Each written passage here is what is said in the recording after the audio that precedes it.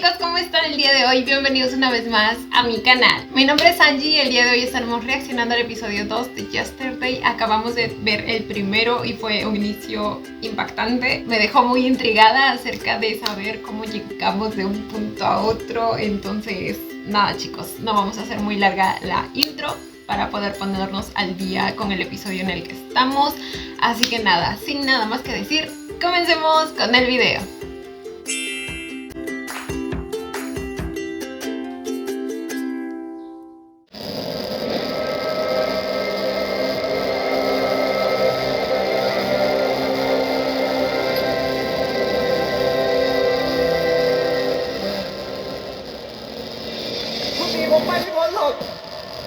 No te escapas de... Oh my god. Ay, chiquito. Pasamos ahora a una noticia de último momento que está... 6 horas antes de que... 6 horas antes de esta escena, esta verdad. Oh my god, ok. Supongo que van a reportar su desaparición o algo así. O su secuestro. กระแสข่าวลือเรื่องข้อมูลรั่วไหลของวิวัฒน์พัฒนากรุ๊ปกับปัญหาขาดสภาพคล่องทางการเงินถึงขั้นวิกฤตแม้ยังไม่มีการแถลงยืนยันอย่างเป็นทางการจากนายวัฒน์วิวัฒน์พัฒนาประธานกรรมการบริหารบริษัทซึ่งขณะนี้ยังคงไร้ร่องรอยและไม่สามารถติดต่อได้ Era el padre de él, creo, ¿verdad? Si mal no recuerdo. ไม่มีซึ่งขณะนี้ยังคงไร้ร่องรอยและไม่สามารถติดต่อได้แต่ข่าวข้อมูลรั่วไหลก็เพียงพอที่จะสร้างผลกระทบและแรงสั่นสะเทือนต่อเศรษฐกิจและสังคมในวงกว้างวิกฤตนี้จะจบลงที่ตรงไหนการจัดการอย่างโปร่งใสและทัน Ah, ok. Era su pantalón. Pensé que tenía una venda acá. อย่างโปร่งใสและทันท่วงทีคือสิ่งที่ทุกฝ่ายกำลังจับตาไม่ใช่เพียงแค่คำอธิบายแต่คือแผนรับมืออย่างเป็นรูปธรรมค่ะ Ok, al parecer el muchacho se tenía que hacer cargo de cierto asunto. Y el padre nunca aparece. O sea, el señor Watt. จำนวนลูกค้ากลุ่มไฮเน็ตเวิร์กของธนาคารธาดาชาร์เตอร์เติบโตถึง 30% ภายในระยะเวลา 1 ปียินดีด้วยครับคุณขุนอายุแค่ 30 แต่สามารถเข้าขึ้นสู่ตำแหน่งประธานถือว่าเป็นผู้นำรุ่นใหม่ที่มีอนาคตมากครับ ¿Dónde lo he visto a él? ผมยังสู้คุณปู่กับคุณพ่อไม่ได้หรอกต้องใช้เวลาฝึกฝนเยอะ Uy, miren nomás esa entrada. ว่าแต่คุณขุนจะสะดวกเมื่อไหร่ครับ Llegaba en guapo. อ้าวนั่นคุณเวียวิวัฒน์พัฒนาลูกชายของคุณวัดเด็ก Ese mero. หายไปตั้งนาน Y alguien no está soportando su llegada. ไม่ถึงมาโผล่งานเนี้ย เรียกยังไงบ้างไม่เจอกันนาน ผมครับต้องเหมือนเดิมไหมนะ เดี๋ยวคุยกันนะครับ ผมขอตัวก่อนคุณครับ ¿Dónde lo hemos visto a él? เดี๋ยว ¿Y quién eres? ไม่เจอกันนานเลยนะ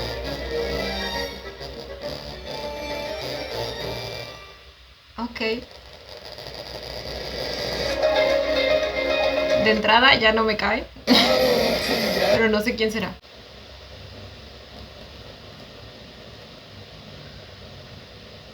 Ah, no logro recordar.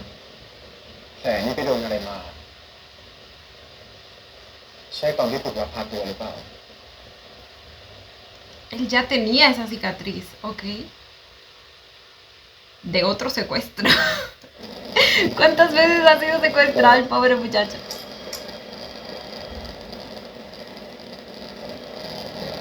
ทำไมไม่ชอบฉันเลยเหรอ ไม่ว่านายจะไปโดนอะไรมา ฉันก็ชอบนายอยู่ดี Este es otra de sus aventuras. เราได้นะ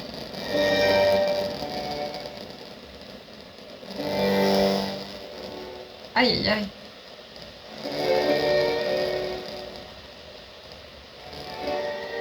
แล้วนี่หายไปไหนมาไม่ส่งข่าวเลยรู้ไหม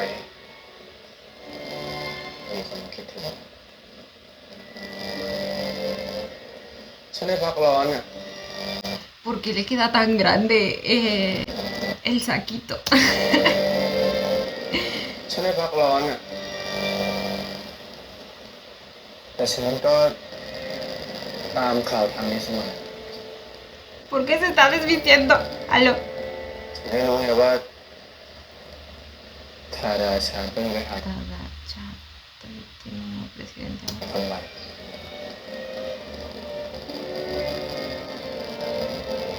Sir, นายตามข่าวใช่ไหมครับ así que él es el nuevo presidente. ก็เราเคยเป็น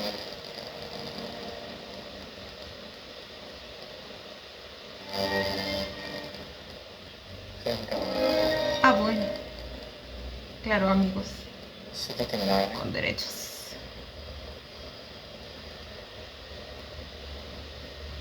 ¿Y ese collar será algo que...? Ah, no, pues, mijito, con razón te secuestraron, ¿eh? Bromis, gente, bromis. หยุดทำไมอ่ะตรงนี้ก็ได้นะฉันไม่ติด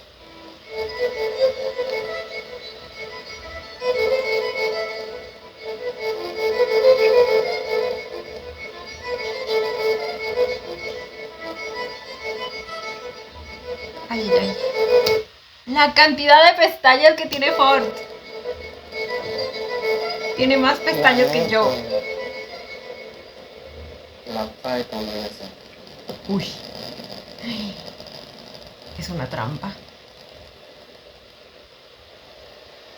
หมายความว่าอะไร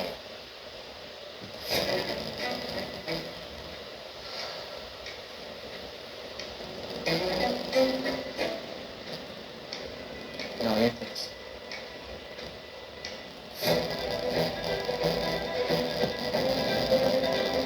Ah, เรื่อง bueno. นี้อีกนะมีอีกเยอะเลย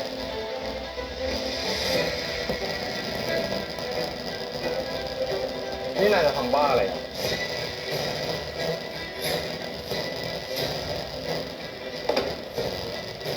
ช่วงนี้เนี่ยมีวิธีกรุ๊ปประกันเงินไปที่บริษัทขาดทุน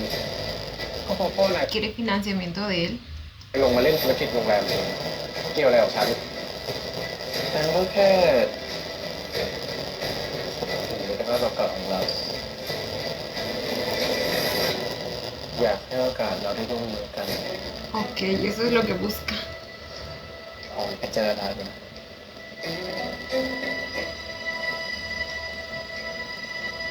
Lo está amenazando con exponer esa información. Es un loquillo, mi chiquito. ¿Y la traducción?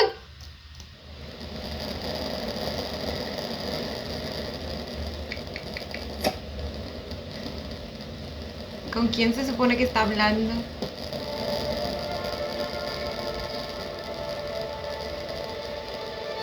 Uy, ไม่ได้เจอกันนานเลยนะ acaba de llegar tu peor pesadilla, bebé. ชิวิน ¿Cuánto tiempo pasó? ¿Por qué dice, ha pasado tanto tiempo y por qué lo mira así? ชิวิน Ay, ay, ay.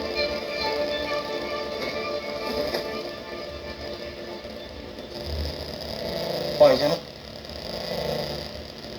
ตกใจขนาดนั้นเลยเหรอปล่อยฉัน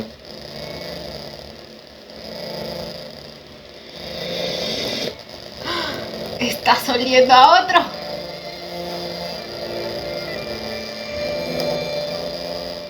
นี่คุณดื่มเปล่าก็จะทำไมไปทำอะไรกับคนมาแล้วนี่ Uy. เจอทุกคนได้ Menos แต่ a ไม่ mí. อยากเจอฉันไม่เจอใครแล้วจะทำไมปล่อยฉัน Oh my god. Oh my god. ปล่อย el miedo que me da. O sea, ให้คุณไปมีอะไร la กับคุณแล้ว cara de loquito que tiene. โต๊ะ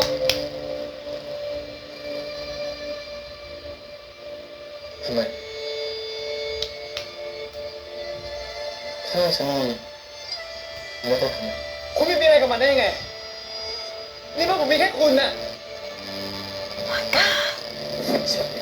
ไม่ต้องคุณห้ามมีอะไรกับใครทั้งนั้น คุณต้องมีแค่ผมคนเดียว เข้าใจป่ะทำไม Les dije que eventualmente iba a ser como que todo para él. A un punto extremo. ขนาดก้าวใหม่ก้าวเดียวนะ อย่าหาว่าฉันไม่เตือน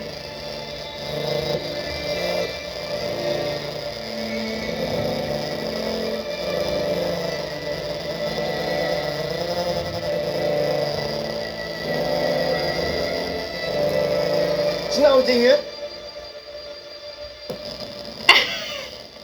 Mi vida, como que tú no has entendido que este hombre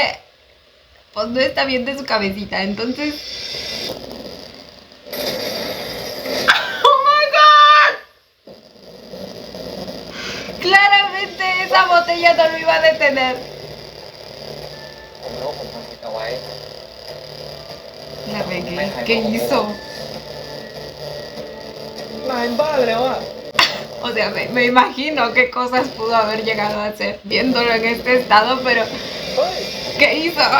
Me muero de la curiosidad. ¿Cuál fue? แต่คุณไม่ทายโกหกเลยหรอ นายบ้าไปแล้วอ่ะ Un poquito. ถ้าคุณไม่ตอบ ผมไม่ปล่อยฉันลองคุยได้แต่ว่าทำไมไม่คุณไม่บอกผมหรอก Ah, ไม่มีอุปกรณ์พยาบาล eso que siento es preocupación, dice. Es una trampa, siento que es una trampa. Oh my god. Sí está muy mal. เฮ้ย Lo voy a dejar ahí. เว้ย Sabía. ปล่อยเราไปเว้ยวันนี้ผมไม่ไหวแล้วเฮ้ยเฮ้ยจะไปคนหรอก Oh my, ¿eso es lo último que recuerda? ตื่นแล้วเหรอ หลับสบายไหม Ay. Mamacita. ชุดนอนเนี่ยคุณเคยใส่เมื่อปีที่แล้ว Yo me despierto al lado de alguien que me trate así y me cago de miedo. แล้วคุณก็ซื้อให้ผมด้วยนะจำได้ไหมแล้วรู้ได้ยังคุณอยู่ไหน Lo siguió. Lo estuvo siguiendo. ไปเจอนาย Esperen. Ah, ok, no, no. Pensé que había visto mal algo. ไปเจอนายนะ Estuvo observando todo.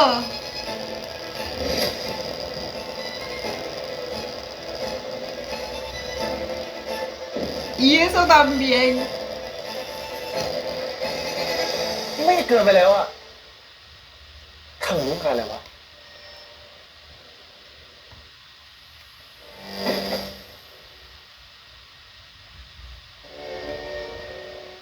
เพราะผมรักคุณ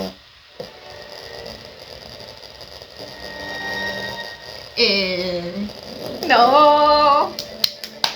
No es amor. Lo que tú sientes se llama obsesión. ¿Y eso qué es? Es una memoria, ¿verdad? Una memoria con todas las fotos que le tomaron. Mandó a alguien a seguirlo. Oh my god.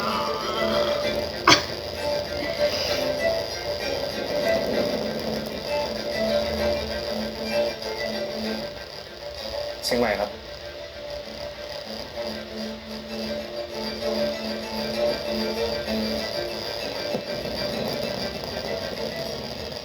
ครับนายราชกิจครับ Ha estado detrás de cada uno de sus pasos. ผมอะเฝ้าดูคนขับแท็กซี่นะ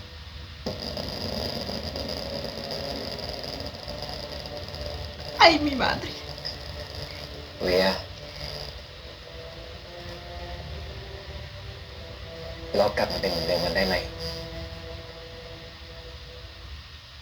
Define como antes. Y a ver, digamos que el mismo de antes tú no eres entonces. ไม่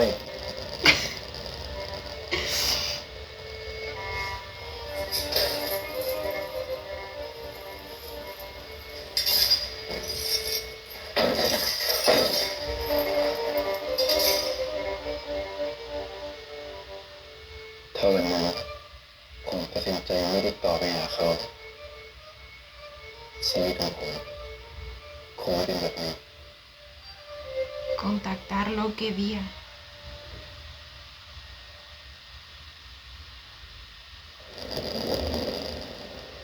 Ok, volvimos a un año antes.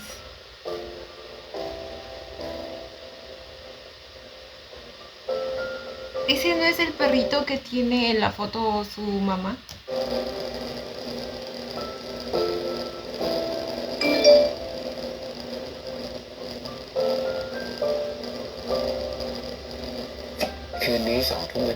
Encuéntrame esta noche. เจอไหนนะเดี๋ยวส่งโลเคชั่นไปให้ Ese día lo llamó.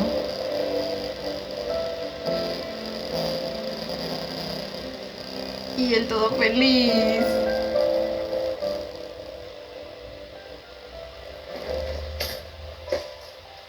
โอ้ย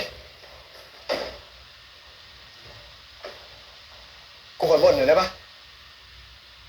ไอ้เหี้ยรถติดเป็นโคตรน่าเบื่อเลยวะเมื่อกี้ตอนอยู่สนามบินนะแม่งเสือกมีคนหยิบกระเป๋า Ay, กูไปผิด este es su amigo, ¿verdad? Del que es como su hermano. Oh, อันนี้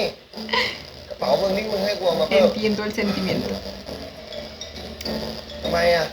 เราจะปัก El หลัก tráfico aquí también es horrible. ไอ้ลิศห้องไม่รู้อันนี้นะผมจองห้องนี้อีกห้องแล้วมึงก็จองคอร์สปาให้เลยด้วยมึงรู้ตรงไหนเนี่ยรู้จะเลยกับเพื่อน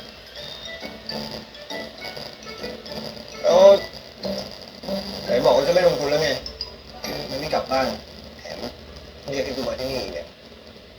กูบอกว่าจะไม่ลงทุนในคิมกรุ๊ปไม่ได้หมายความว่าจะไม่ลงทุนกับใครอีกแล้วมันจะมีออปชั่นไหนที่ดีกว่าคิมกรุ๊ปอีกหรอเควิน ¿Cómo? มันก็คนของคิมกรุ๊ปปะเนี่ยเขาเป็นทายาทชายขอบแถมเป็นเด็กน้อยที่น่าสงสาร Entonces, สงสาร ¿por qué querrías มึง invertir จะมาสงสารคนเล่นๆแบบนี้ไม่ได้เลยอะไรแบบนี้เรื่องธุรกิจกูว่าเขาเป็นคนมีของทั้งเรื่องเทสเขารวมถึงรูปลักษณ์ภายนอกเขาก็ดูดี Ok, porque le ve potencial. คนที่มีความอดทน Pero, o sea, me refiero a si tiene propiedades y así como para invertir con él o se refiere a obtenerlo como capital humano, ¿me entienden? คนที่มีความอดทนอดกลั้นเก่งก็ขยันแต่ซ่อนก็นอกจากจะซ่อนความฉลาดเป็นกฎเอาไว้แล้วเขายังซ่อนความพยายามแล้วความมุ่งมั่นว่าคนแบบนี้เนี่ยไม่ธรรมดาเลยแบบนี้ยิ่งเสี่ยงใหญ่เลยแต่อย่างน้อยเนี่ยกลุ่มบริษัทเราก็ไม่เคยปฏิเสธการลงทุนกับบริษัทเล็กที่ทำกำไรได้นี่อีกอย่างนะกูก็อยากลงทุนในธุรกิจโรงแรมของตัวกูเองบ้าง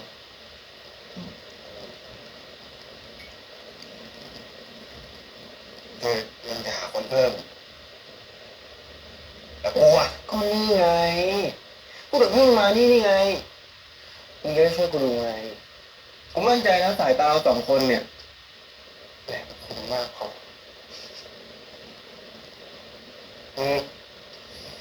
แล้วเอาไงต่ออ่ะมึงจะเริ่มยังไง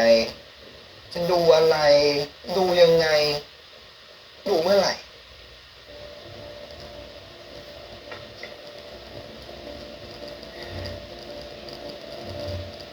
เรามาดูกันว่าเขาจะซ่อนมันได้นานแค่ไหน Ok. Por eso lo citó.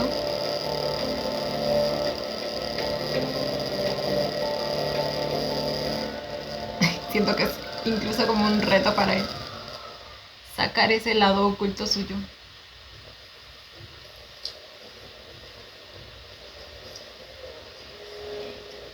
Que a ver, yo creo que para este entonces, más que oculto, estaba como que reprimido.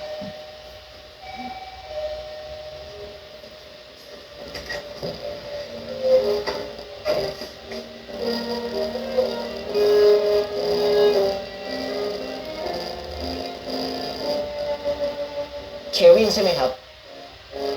ใช่ครับ Ese mero ขอต้อนรับสู่พาร์ตี้ fiesta.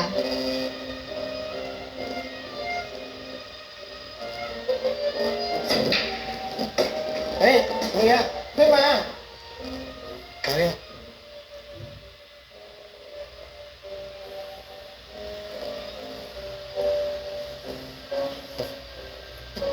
สวัสดีครับคุณเควินพอดีเมียเนี่ยเล่าถึงคุณให้ผมฟังบ่อยมากคุณคือทายาทคนที่สองของ King's Group ถูกไหมครับ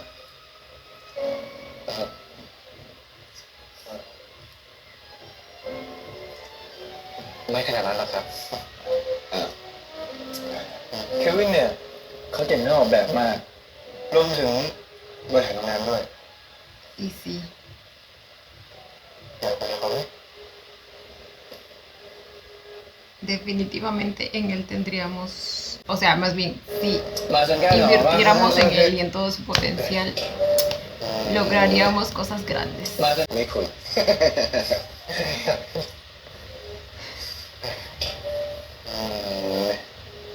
มาจนแก้วเหรอมาโอเคคุณจบแล้วอาคุณ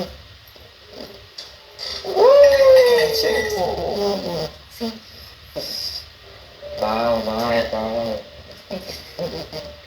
Kita suami sangat pandai. เฮ้ยเด็กๆ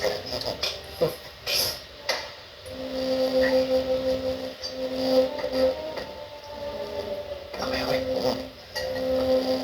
Pobrecito, no debe estar acostumbrado a este tipo de reuniones.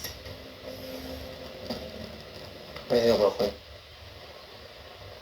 ผมนึกว่าที่นี่จะมีแค่เราสองคน Ansay. Y si no mencionaste a nadie, ไม่ได้บ a อก ninguna de estas personas. คุณจะมีเรา Mírenlo, mírenlo. ผมเข้าใจผิด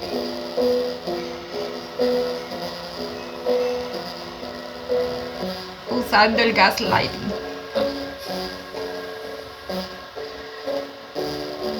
ตอนส่งข้อความมา Supongo que todo esto es con el propósito que menciona, ¿verdad? Ver cuánto tiempo dura ตอนส่งข้อความ ocultando มาผมดีใจมาก su lado oculto. ผมนึกว่าคุณกลับภูเก็ตไปแล้วอะเอาเป็นว่าถ้าคุณอึดอัดครั้งหน้าเราสองคนนะ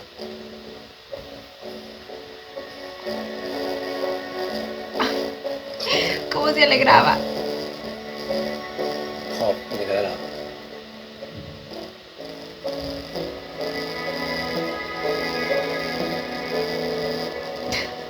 Basta. Esos ojitos que le hacía. Oh my god. Enfrente de todos. ผมไม่ได้หมายความแบบนั้นผมไม่ได้หมายความแบบนั้น Ahora quiere que le agradezca siempre así o qué pedo. ผมแค่ถามว่าคุณเล่นกีฬาได้หรือเปล่าเล่นได้ คุณหมายถึงกีฬาอะไรล่ะ ก็ได้หมดแหละ งั้นไม่ก็ไปครับ Deportes. Seguimos hablando de deportes. Ok, sí estábamos hablando de deportes.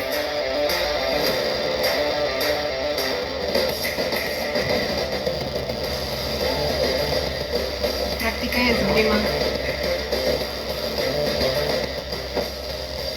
Ay, เล่นไม่เป็นน่ะแต่ฉันสอนได้นะ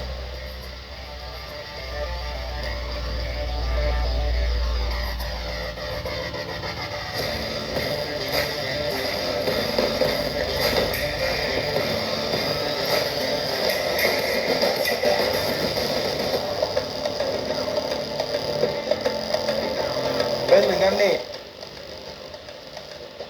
แต่ฉันเอาจริงนะ ok, sí le sabe. Esa era una de las cosas que ocultaba. Bueno, no necesariamente, solo no lo mencionó.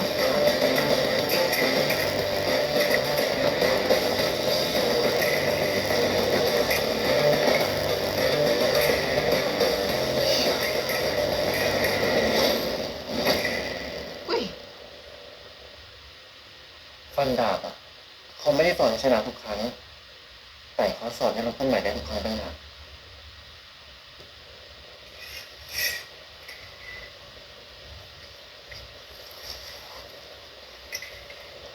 ฟันดาบกับนายเนี่ย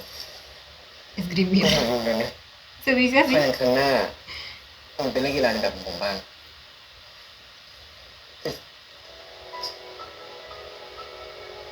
Oh. Poco a poco se está enganchando más y más. ใจเย็นๆเดี๋ยวปลาตกใจหายหมดไม่จะซีเรียสทำไมเนี่ยตกไม่ได้ก็ช่างมันเถอะปลาคงไม่ชอบเหยื่อมั้งคุณไม่รู้อะไร ความอดทนเนี่ย คือเหยื่อที่ดีที่สุดของปลาใหญ่พี่แท้ก็ชอบตกปลานี่เองแต่ยังสนุกเลยคุณน่าเบื่อตายผมไม่ชอบ Dolorosamente. ทำอะไรแบบนั้นจริงนะที่ผมพาผมไปเล่น จะไปไหน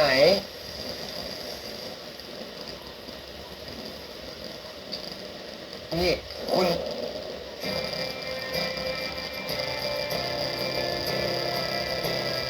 De lana. ผมไม่ชอบ Pero si ese no es un deporte. ตกได้แล้ว Se emocionaba más por el pez. Bueno, al menos eso aparentaba. โอ้ย Ay, güey, con razón se ilusionó el pobrecito. เก่งนะคุณเป็นไงได้เก่งไหม Estas salidas eran casi como citas. Siempre he Yo, pues- pensado que para lograr que una relación de compañeros sexuales nada más como que no deberían tener este tipo de salidas o interacciones, ¿me entienden? คุณนี่เก่งใช่ย่อยเลยนะ นี่ผมก็หลงแย่ดิ Miren, no, y encima con las frases con las que le salía.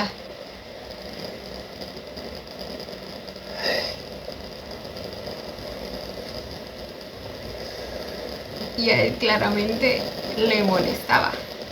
ไม่เป็นไรนะ ¿Cómo que qué ผมไม่ช pasa? อบอะไรแบบเนี้ย Encima le preguntas. ไอ้แบบนี้ผมนายแบบไหน ก็คุณเคยบอกว่าระหว่างเราอ่ะ มันไม่แค่วันไนท์สแตน Exacto. แล้วอยู่ดีๆคุณก็ทำตัวแปลกๆอ่ะที่ผมสับสนไปหมด Exacto. ทำอะไรก็ไม่ถูกผมขอร้องอ่ะ No puedes ser ambiguo con tus palabras y con tus คุณอย่ามาเล่น acciones. กับความรู้สึกของ Tiene que haber congruencia. Nada de señales mixtas. ได้ไหมก็นี่ไงฉันถึงอยากรู้จักนายมากขึ้นฉันชอบนายนะเรามาคอยตีกัน ผมไม่มีฮะนายอยู่ยุคไหนเนี่ย ผมไม่มี ไม่เคยใช้ไม่เป็นด้วย Ay, mi chiquito. ทำมาจะมาให้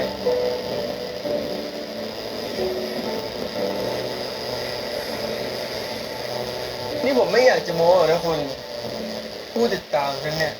เป็นแต่ใช่ไหม Ah, pues. Perdón, pues, señor famoso. ใช้ชื่ออะไรดิ Y bueno, siendo el heredero de una empresa importante y siendo así de guapo, pues debe ser como un chaebol. O sea, lo que sería un chaebol en Corea. Así que no es sorprendente que tenga tantos seguidores.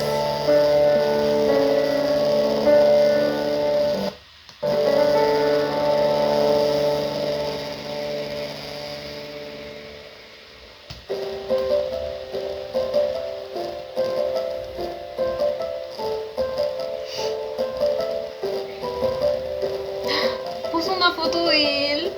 y de ellos dos juntos. เที่ยวเยอะเหมือนกันนะเนี่ย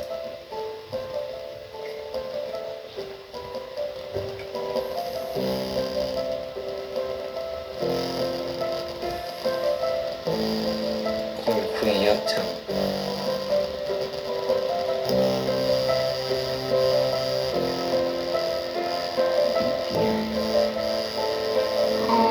Ay, แอบส่งสตอรี่ฉันเหรอรู้นะเขารู้ได้ไง ay, ¿quién no sabe cómo funciona Instagram, mi chiquita? ก็คนแอบถ่ายผม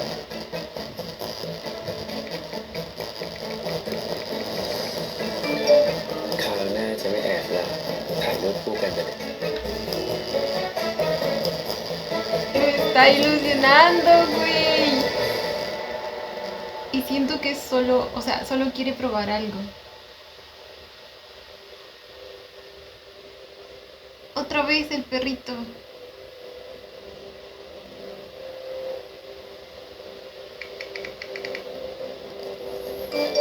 ทำไมถึงใช้รูปหมายโปรไฟล์ล่ะ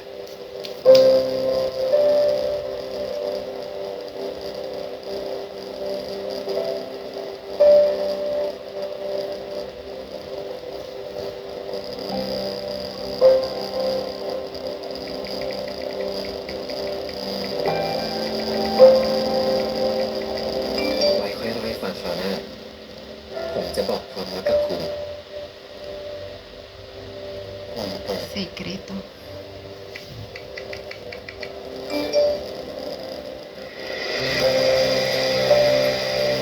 A ver, yo supongo que tiene que ver con su familia porque como les digo, en el collarcito estaba la foto de su madre con el perrito. เดี๋ยวผมบอก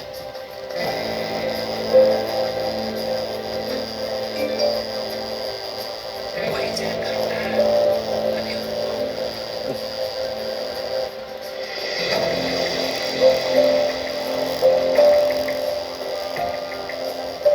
Ok, quizás sí hay algo de interés. Pero también es porque quiere probar algo.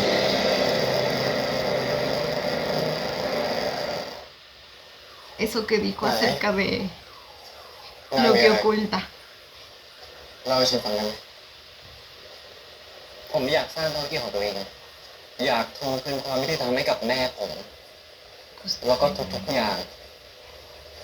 ที่ควรจะเป็นของผม Oh. พ่อกับแม่ผมทะเลาะกันเรื่องบริษัท คุณพ่อเขาอ้างว่า คุณตาโอนกรรมสิทธิ์ทุกอย่าง ในการบริหารให้กับพ่อผมคนเดียว พ่อก็บอกเลิกแม่ผม แล้วก็ขอให้แม่ผมเซ็นใบหย่า Ok, esperen, esperen. O sea que él se lo robó.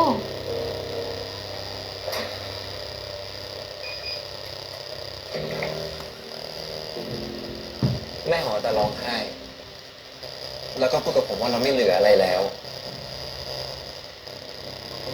ผมจำได้ว่า แม่ผมขับรถพาผมจากบ้านจนทำให้ฝนตกหนัก แต่ตัวเองเขาไม่แข็ง นั่นคือครั้งสุดท้าย ที่ผมได้เห็นแม่ No me digan que hubo un accidente y ella murió. ส่วนล็อกเก็ตอันนั้นที่คุณเห็น มันคือสมบัติชิ้นเดียวที่แม่เหลือไว้ให้มันคือของอยู่ต่างหน้าของแม่ผม อ๋อ ส่วนหมาในลูกนั้น ผมกับแม่เคยเลี้ยงเอาไว้ แล้วมันก็ดันมาโดนรถชนตามเลยกับแม่ผมเอาไว้ Lo atropelló auto y murió el mismo día que ella. มันก็ดันมาโดนรถชน No, ตามเลย ¿por กับแม่ผม cómo หลังจาก así? ที่แม่ผมเสีย พ่อก็พาพี่เคนกับแม่อยากเข้ามาอยู่ในบ้าน แล้วผมก็ถูกส่งตัวไปอยู่มูลนิธิเด็กกำพร้าจนอายุครบ 18 ปี พ่อถึงมารับผมกลับ Ay, no แล้ว puede ทำไม ser. ต้อง18 ปีล่ะตอนนั้นแม่ใหญ่เสีย ผมก็จะมารู้ทีหลังว่า พ่อผมเขามีพี่เคนกับแม่ใหญ่ก่อนที่จะมาเจอแม่ผม Antes de Bueno, มีพี่เคนกับแม่ใหญ่ก่อนที่จะมาเจอ no me แม่ผม sorprende. แต่ที่พ่อเลือกตัดสินใจที่จะแต่งงานกับแม่ผม Para quedarse con todo. ส่วนเหตุผลอื่นๆนะผมไม่อยากจำในสายตาของพ่อผมมันก็มีแค่พี่เคนและคนที่เป็นลูกชาย Claramente. ส่วนผมมันก็แค่ไอ้หมาตัวหนึ่ง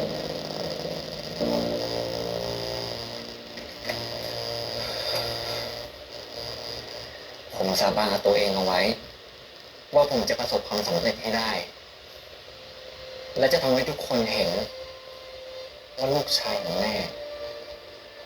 ไม่ได้ด้อยไปกว่าใคร ผมเก็บเงินอยู่ก้อนหนึ่ง Me recuerda un poco a ถึง Pim. แม้ว่ามันจะไม่ได้เยอะเท่าไหร่ Claro que la diferencia es que Pim de alguna manera sí tenía en sus manos a su padre y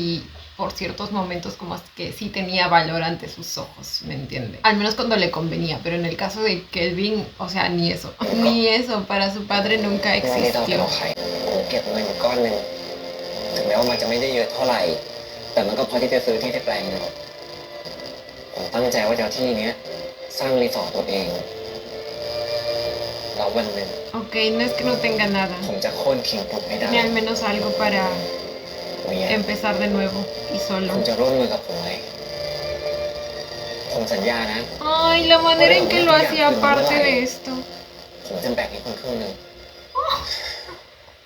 Oh my god. ผมทราบซึ้งในความไว้วางใจของคุณนะ Pero como que es un poco mucho para alguien que recién conoce. เรื่องครอบครัวคุณเนี่ยมันก็ส่วนหนึ่งแต่คุณต้องพิสูจน์ตัวเองให้ผมเห็นผมพอใจ ผมวางแผนธุรกิจเอาไว้แล้ว คุณลองดูก่อนแล้วค่อยมาบอกผมก็ได้ Ok. ได้ Y ya sabemos que él tiene bastante conocimiento, así que es bastante capaz de poder crear algo desde cero. แล้วมึงคิดว่าไงอะใช้ได้นะน่าสนใจดีเป็นแผนการลงทุนระยะยาว ที่ทำให้แบรนด์มูลค่าทางธุรกิจสูงแต่ว่าในไทยยังไม่มาทำแบบนี้ ใช่พวกนักลงทุนที่ตัวอนุรักษ์นิยมหน่อยก็น่าจะไม่ชอบ การลงทุนแบบระยะยาวเนี่ยเรียกว่าขาดทุนต่อให้บริหารด้วยนะแต่กรรมการบริหารน่าจะไม่เอากู A veces el tomar un riesgo tan grande o bien te arruina o bien te hace el pionero de algo ไม่ gigante. เอากูดีใจชิบหายนี่กูนึกว่ามึงหน้ามืดตามัวคลุกตัวอยู่ไอ้เควินนั่นแหละทุกวันดีนะมึงยังเห็น Yo que eso no me adelanto, ¿eh? มึงถอนตัวออกมาเถอะมันจะดีที่สุดสำหรับมึงแล้วก็ตัวเขาด้วย เชื่อกู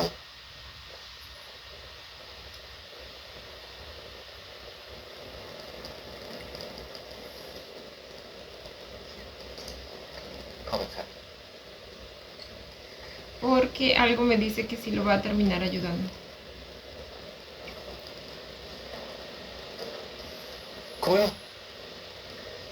นั่งก่อนสิคุณกินอะไรมาหรือยังอยากดื่มอะไรไหมเดี๋ยวผมสั่งให้น้องครับ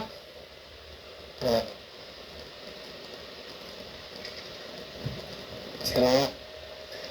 O si le va a rechazar la propuesta. อย่างนี้เลยนะ Ay, está tan emocionado. คุณก็จะฉัน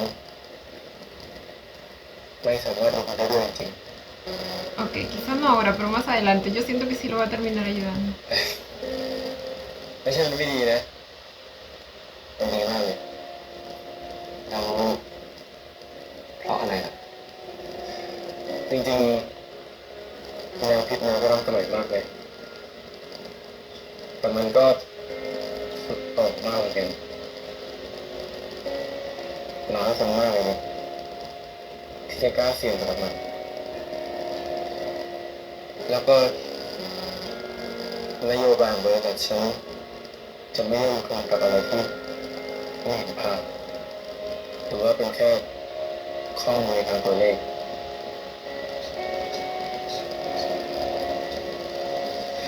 ไม่ได้ไหน Entiendo el punto. Pero les digo, a veces las cosas más grandes nacen ไม่เป็นไรคน precisamente tomando riesgos. ผมขอโทษด้วยที่ทำให้คนเสียเวลาถ้าอย่างนั้น Pero también puede que no resulte. เดี๋ยวก่อนชีวิต Ay, Kelvin.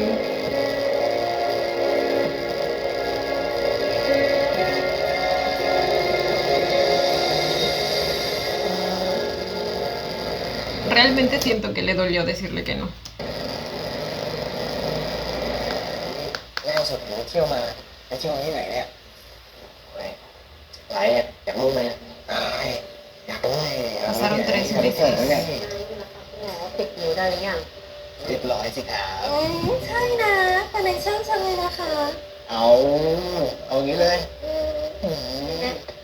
ว่าแต่คนที่ซื่อๆที่ชื่อว่าเควินเขาไปไหนแล้วเนาะ Ese tipo ingenuo. เรียกอะไรมันนะมาขอให้เบียร์มันร่วมลงธุรกิจกับมันพวกเบียร์ปฏิเสธทีหายหัวไปเลยอืม ชาตินะไม่ให้ผลประโยชน์อ่ะ นั่นเลยเขาไม่ใช่คนแบบนั้น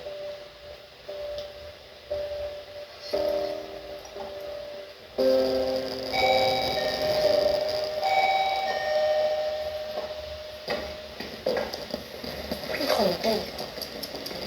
¿Es él? ¿Es Kelvin, verdad?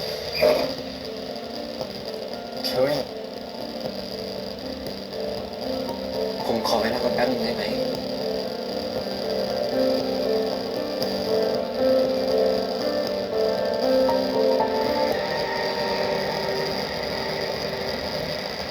แถวในต้อง3 เดือน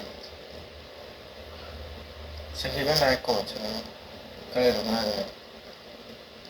ผมกำลังยุ่งอยู่กับการหาเหตุผล ¿Una razón para qué? เหตุผลที่ทำให้คนเชื่อผมไง Oh. ¿Qué le va a mostrar?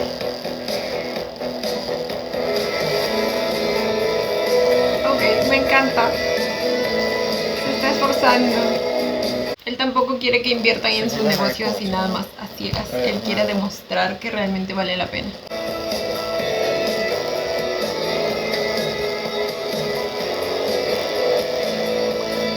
¡Ay, qué calor!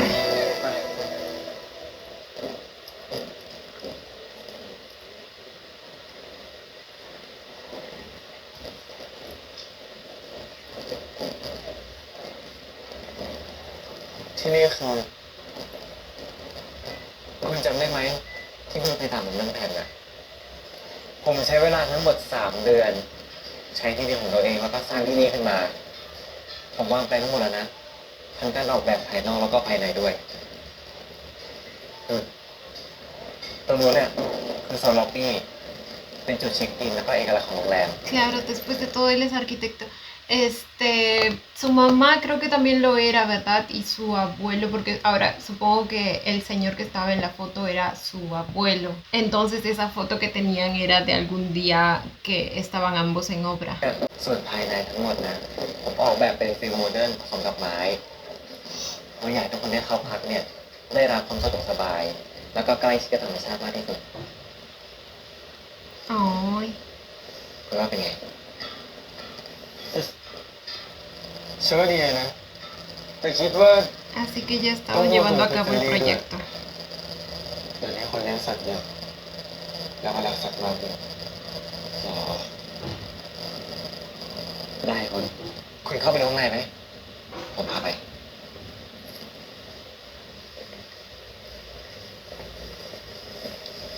ฝั่งนู้นก็ติดทะเลแล้วนะคุณ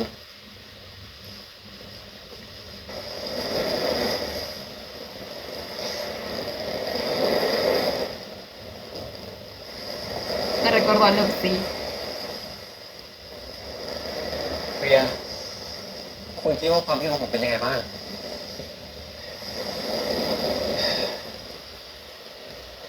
La verdad, él siempre ha pensado que es buena. แต่มันก็ไม่ได้หมายความว่าคุณบริสุทธิ์เต็มใจ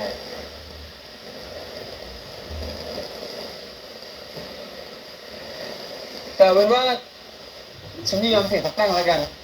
จะช่วยนายหาความลงทุนเอง ¿En serio? จริงเหรอ คุณจะยอมเสี่ยงไปเพราะว่าผมเหรอ ¡Ay, lo emocionado que ช่วย está! ฉันแก้ผ้าเดินมาตอนนี้ยังได้เลย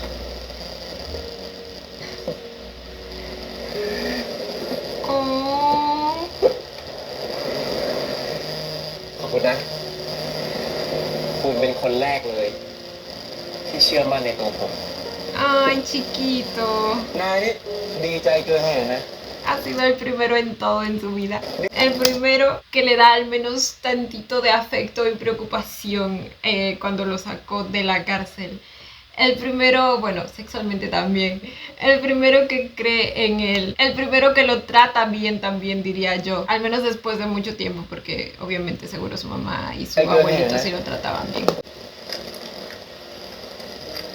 Es que les digo, él cubría todas esas carencias de afecto que tenía mi chiquito.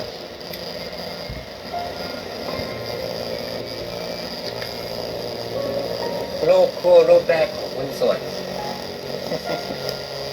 มีใบเดียวอ่ะ ผมถ่ายรูปแรก เก็บไว้ Oh.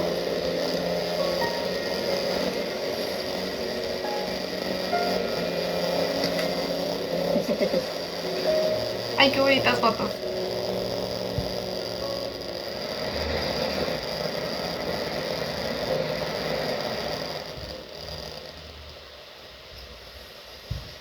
ต้องขอโทษด้วยนะครับ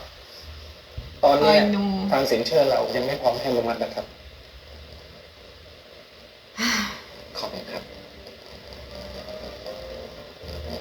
Ok, esto va a estar complicado.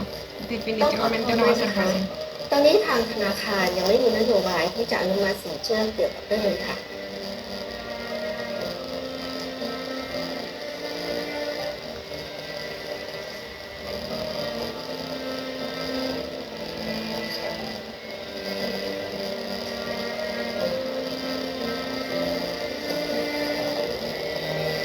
ดีครับความฝันของเจวินอันยิ่งใหญ่ Pero, แต่เกรงว่าพวกเราจะจ่ายไม่ไหวนะครับ ok.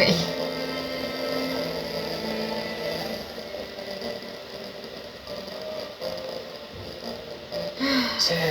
แช่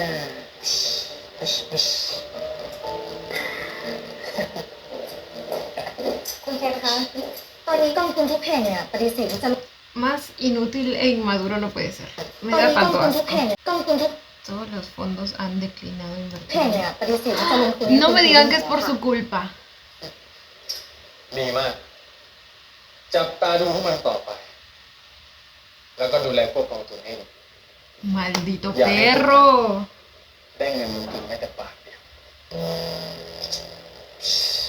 เราอยากทราบมาอีกอะค่ะ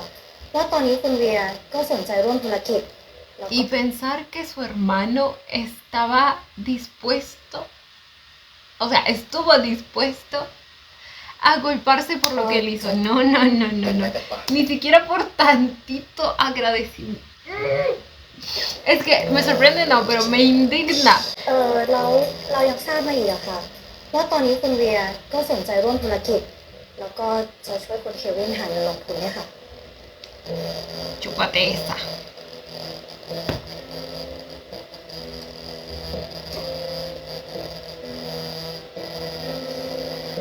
ไอ้เวียเนี่ยนะพวกมันไปสนิทกันตอนไหน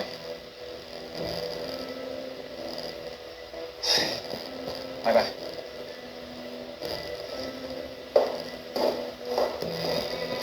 Oh,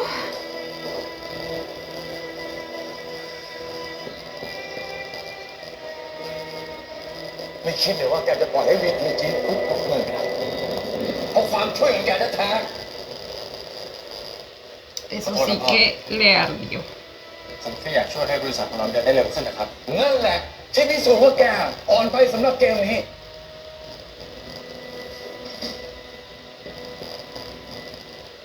ธุรกิจมันไม่ใช่แค่หาเงินพ่องโปเว้ย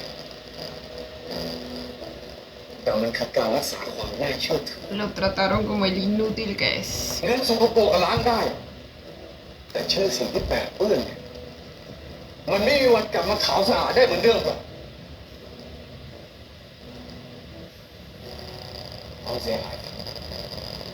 บริษัทเราเสียเงินไปหลายร้อยล้านแล้วมันก็ทำให้ทุกคนรู้ว่าลูกชายของฉันเล่นสกปรกแต่เก่งไม่พอเลยแล้วคนที่อยู่ในโลกธุรกิจนี้ได้ คือคนที่ฉลาดในโลกธุรกิจก็มีอยู่ในสองคนคนที่จะอยู่รอดได้ คือคนที่รู้ว่า จะเดินบนโคลนตมยังไงไม่ให้ลื่นล้มครับพ่อ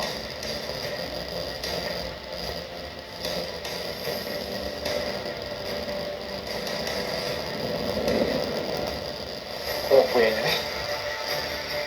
ที่จะแข่งกับกูก็แพ้แล้วพวกเสียขยะ Uy, กูจะเขียน les está declarando la guerra.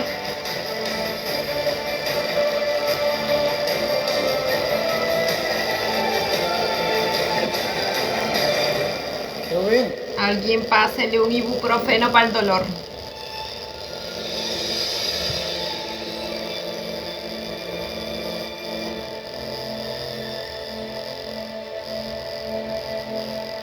¿Y eso? Ay, tan lindo. คุณเป็นคนแรกเลย ที่เชื่อมั่นในตัวผม Me sigue sorprendiendo el contraste de cómo empezamos a cómo terminamos.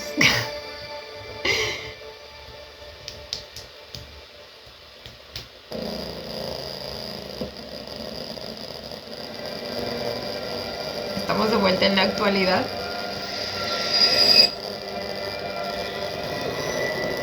Oh my god. เวีย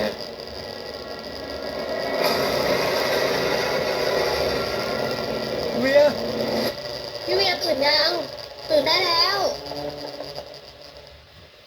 Guau. O ese más bien fue como un sueño premonitorio. พี่เวียตื่นยังเนี่ย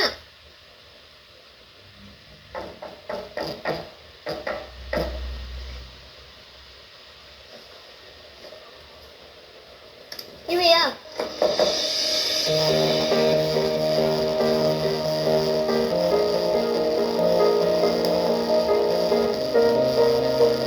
¿Y ella quién es?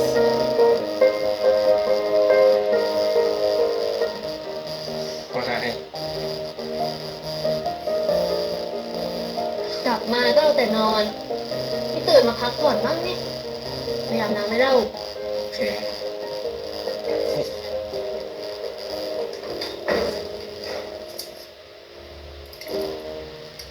Parecen ser familia, pero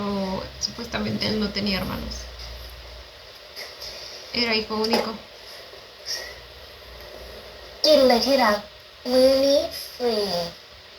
Como que Tirak. ป่วยไหมเนี่ย กินยาเลย ทีนี้ ฉันมีอะไรอยากถามอ่ะ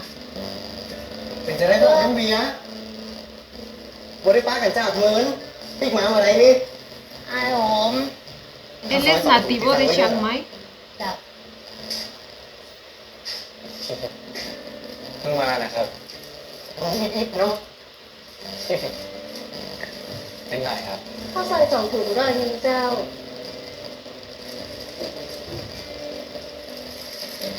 ดูแลตัวเกาดีเด้อมันต้องกินนักใจปีกรัก ใช่ครับ เจ้า สวัสดีครับ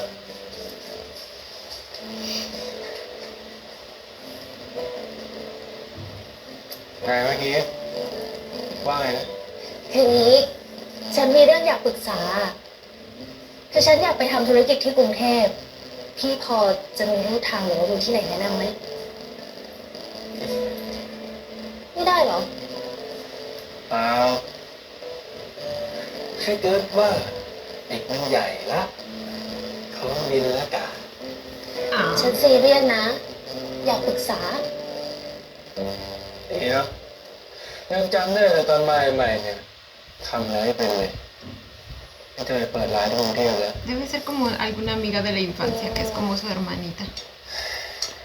แล้วพี่อะเป็นไงบ้าง เป็นไรอ่ะไม่มีอะไรนี่ ไม่รู้ดิ บอกไม่ถูกอะแต่รู้สึกว่า มันต้องมีอะไรแน่ๆ กลับมาก็ไม่แวะมาหาฉัน เอาแต่เก็บตัวไม่ออกไปไหนเข้าป่าก็ไม่ยอมกิน Y ese sueño tan raro que tuvo, güey. เหนื่อยอะไรนักหนาไปทำอะไรมา Porque, o sea, digo que es Vamos a raro ver, porque papá. se supone que esto es el ฉัน pasado. เป็นห่วง ¿verdad? นะ ใจนะ พี่อะอย่าทำเหมือนฉันเป็นคนอื่นสินี่ถ้าฉันไม่มีลูกนะฉันก็คงไม่อยู่รอดมาถึงทุกวันนี้หรอก Mm. นะ เอาพูดจริง ไส้อั่วเจ้า ไส้อั่วมันฮอนเลยเจ้า ไส้อั่วไหมเจ้า ไส้อั่วไหมจ๊ะ จะไปทำไมนี่ล่ะ Hombres, ¿cuándo no? พวกแกจะทำอะไรอ่ะ Estoy harta. เฮ้ย มาขายของแถวเนี้ย ขออนุญาตกูหรือยังวะ ¿Por qué habría de pedirte permiso? ขอเลยวะทำไม นี่ต่างงานนะมึงต้องขอมึงด้วย ¿Le querían cobrar cupos? ¿Allá también cobran cupos? ครับนั่งมาส่งคนละ10 คนได้ไหมครับ ผมเจอพี่แล้ว Ese es el señor al que siempre le pide ayuda, ¿verdad? También le pidió ayuda a él para liberar a Kelvin ก๊อกนะครับครับ ได้ครั como บ guard. ผมส่งโลกันนะครับรอคนที่ต้องอาบแป๊บนึงใคร Yo también quiero saber quiénes son guards. เจ้านี่ครับเจ้าหัวตาเป็นเจ้าเหมาวิ่งวิ่งไป Ah, ok. No había ningún señor on guard. O bueno, sí debe haberlo, pero quizá no แก aquí. เกรดโดยที่ตัวเองไม่มีอะไรเลย สอนฉันทำธุรกิจ แล้วก็ช่วยฉันเปิดร้านอีก คนจริงๆแบบพี่อะควรไปได้ไกลกว่านี้ปะหรือว่า พี่เป็นประธานบริษัทที่ปลอมตัวมา โอ้นี่ดูซิตั้งมากเลยป่ะ Sí lo es. ไม่บอกก็ไม่เป็นไร แต่ถ้าท่านประธานมีอะไรที่ฉันช่วยเนี่ย ก็บอกนะ ขอบใจนะ Mm. อร่อยไหมเนี่ย อร่อยลองชิมดูฉันไปรับลูกค้ากันอ เอาอย่างดีเจ้า เอาข้อสอบไหมครับ เรากันเลยเจ้า หน้าเหมือนคนให้บันทึกประกาศซ่อหาเลยครับ Como que cartel de desaparecido.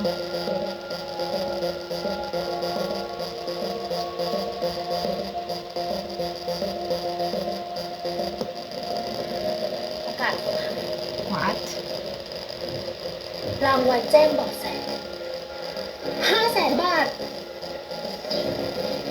ที่มันเลือกบ้าอะไรเนี่ยพี่เวีย พี่อยู่อย่างนี้ไม่ได้แล้ว เดี๋ยว บอกมายังไงว่าเกิดอะไรขึ้น Sí, porfa. No estoy ผมยัง entendiendo. ไม่ได้ประกาศตาม Listo el aviso. ที่ผมได้ทำไปแล้วเมีย Lo puso Kelvin. บอกผมว่า Entonces esto no es el pasado, güey. Y con razón tuvo ese sueño. โอ้ยห่างหักขนาดเลยเนาะอันนะกันขดไป Oh my god. No puede ser. น้องพี่เวียเกิดอะไรขึ้น Con razón se metió directo a su habitación. เพราะไง O sea, con razón ella dijo que estaba raro. นี่ยกเลิกสัญญาทั้งหมดของเรา เนี่ยจะได้ดีคนของชิงกู้มาซื้อตีแถวนี้ ตอนนี้กำลังวางแผนลื้อถอนนั่นนะ ¿Qué? ¿El grupo quién?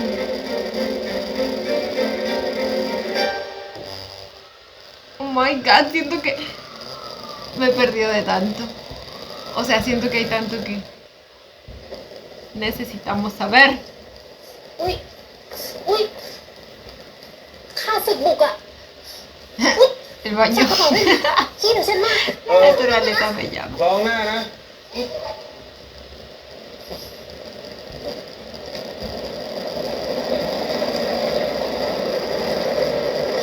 Ok.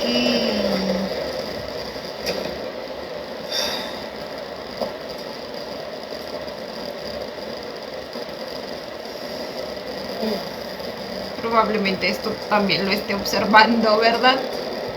Kelvin?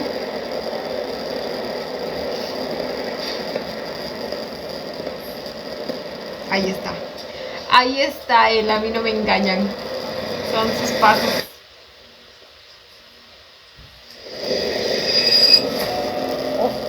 ¡Ah! Ahí es cuando los...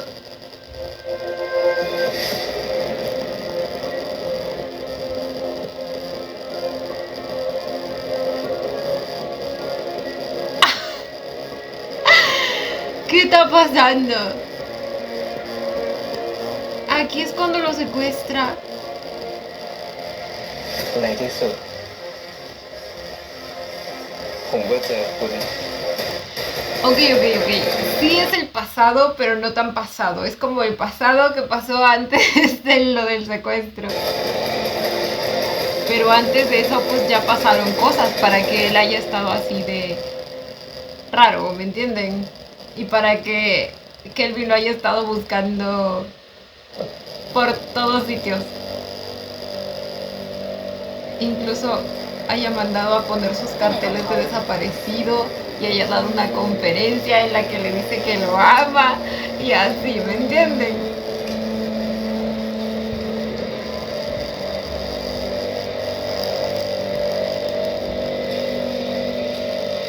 Oh my god, y ella quedó ahí solita con las dos maletas. พี่เวีย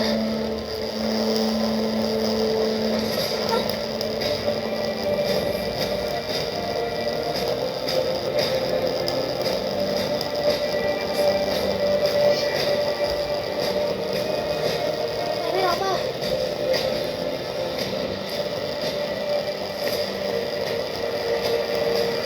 คุณลลินครับ ผมได้รายชื่อผู้สมัครบริการของร้อยกลุ่มแล้วนะครับ Tengo la lista de solicitantes para el puesto de ได้ guardaespaldas. ชื่อผู้สมัครบริการของร้อยกลุ่มแล้วนะครับ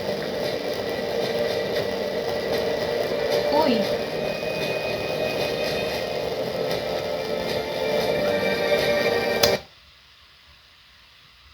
¿Tendremos pareja Jill?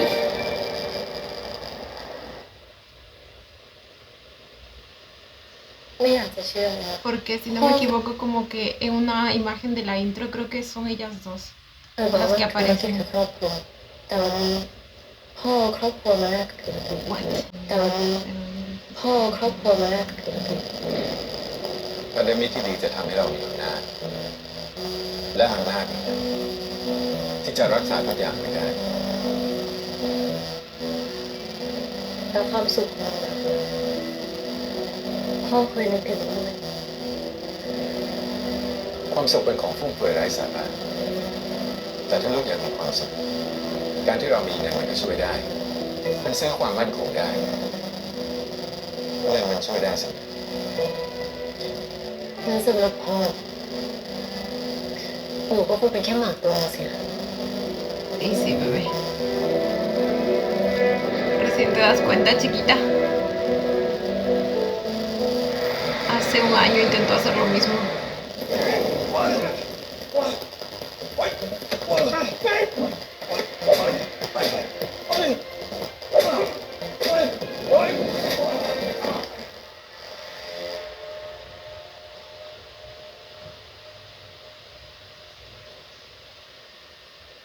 ลืมครับ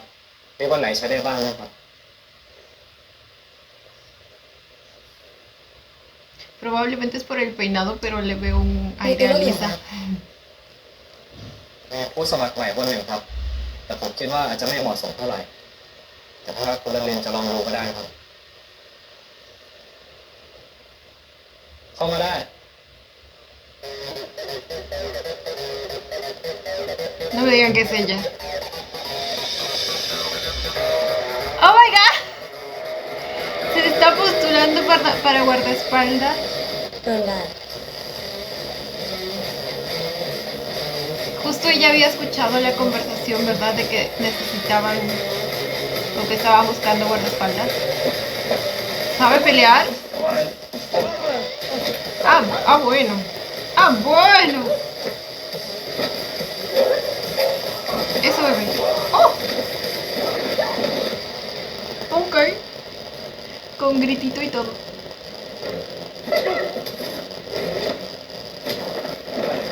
Con 3 a la vez.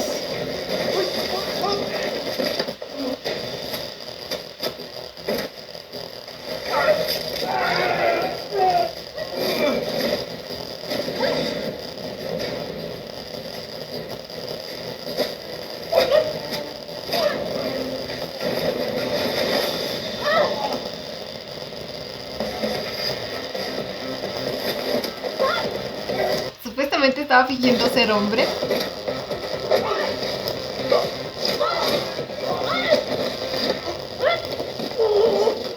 Bueno. Me encanta. Amé. Para mí contratadísima, chiquita.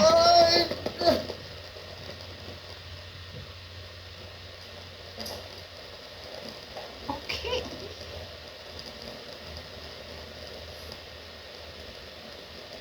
ทำไมต้องปิดบังเรื่องที่ตัวเองพูดทั้งที่ฝีมือดีขนาดนี้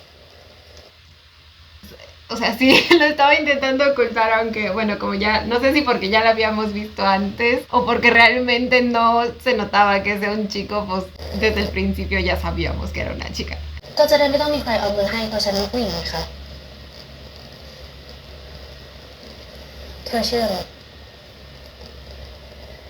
นานาค่ะ Ok, definitivamente Pues ni esta es para- una pareja GL. Esté aquí mañana a las 8 para comenzar. อย่าสายค่ะ Contratada. Ya, pero ¿y esto es cuándo? ¿Y qué pasó con Vier? ¿Se volvieron a encontrar?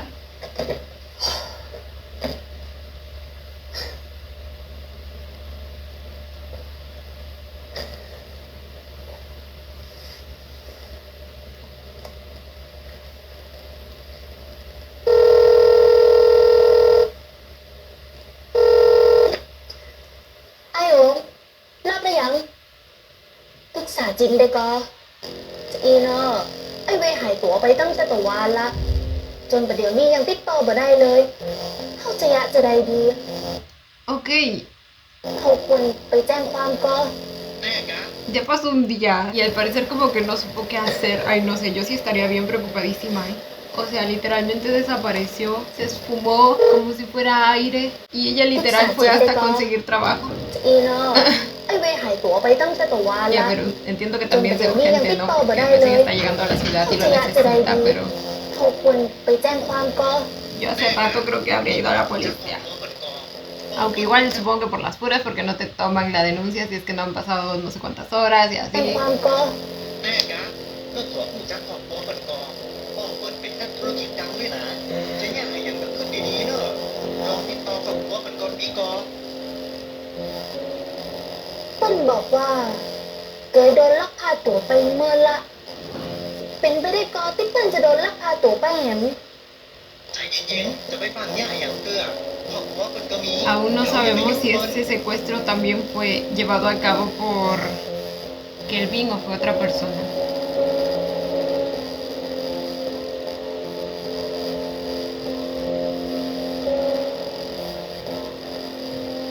Oh my god. Uy, qué rico. เวียอาหารเช้าได้เลยนะครับมากินข้าวเร็ว Bueno, al menos lo tiene bien alimentado. เวีย ¡Ay, güey!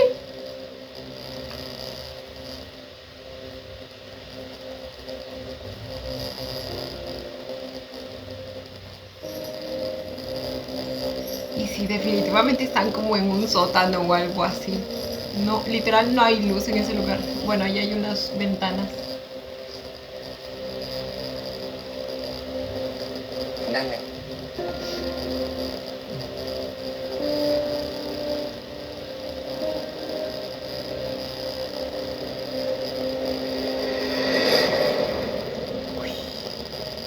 Uy. Se nos pone rebelde el preso.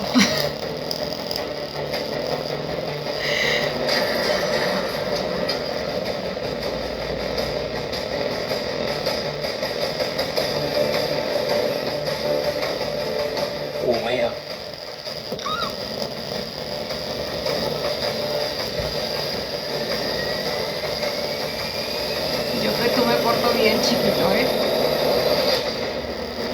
No más digo. Tenía una correa ahí. Ah, bueno. Ay, esta es la foto que vi de mi Bumi apareciendo. ¡Ay, tan bonito, mi chiquito! Ok. Wow, siento que en este episodio me han dado tanta información, pero a la vez sin contexto. O sea, también falta mucha más información aún que mi cerebro como que no está soportando. Claramente hay muchas escenas importantes que nos está faltando, principalmente dos diría yo. Una de algún suceso que al parecer ocasionó todo esto. Bier como que hacía referencia a algún evento como ese, que si no lo hubiera llamado esa noche o algo así, todo habría sido diferente. O sea, él se lo preguntaba, entonces me pregunto a qué se refiere. Y luego también, aparte de eso, o no sé si se refiere al mismo evento, quizá ahí están hablando del mismo evento, pero yo diría que son cosas diferentes, pero hablan de otro secuestro que pasó hace tiempo y que le originó a Bier esa herida que tiene. Entonces, como les digo, ahí tenemos dos eventos importantes que siento que necesitamos ver para poder entender bien cómo llegamos al punto al que llegamos. Así que nada, chicos, eso es todo lo que voy a decir por ahora. Ya saben, estoy tratando de grabar hoy día también 3 episodios, 3 reacciones, entonces ya nos extenderemos más en el siguiente, ¿vale? Por el momento cuéntenme ustedes también qué les pareció el episodio. Yo como siempre los estaré leyendo. Y bueno, chicos, esto ha sido todo por el video de hoy. Espero que les haya gustado. No olviden darle la manita arriba y suscribirse si les gustó el video. Si les gustó mucho, ya tienen el botón del super gracias activado por si quieren colaborar con el canal. Obviamente solo si así lo desean. Ya los estaré viendo en un próximo video. Bye. Los quiero. No olviden seguirme en Instagram.